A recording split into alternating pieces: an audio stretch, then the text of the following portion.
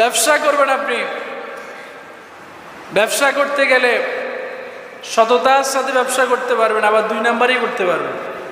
যদি 2 নাম্বারই করেন তাহলে আপনার হালাল ফাত উপার্জন করা টাকাগুলো হারাম হয়ে যাবে।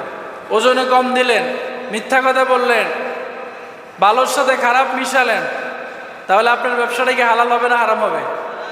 কিন্তু যদি আপনি ওজনে কম না দেন, ভালোর সাথে খারাপ না মিশান, মিথ্যা কথা না বলেন, বিক্রি করার সময় এই কসম না কাটেন যে আমি এই জিনিসটা এত টাকা দামেই কিনছি, আপনি হুজুর মানুষ বা আপনি আমার পরিচিত মানুষ, সেজন্য আপনি কিনা দামে দিয়ে দিচ্ছে, এরকম কথা বলে আসারা নেই, অথচ এটা টাটকা মিথ্যা কথা।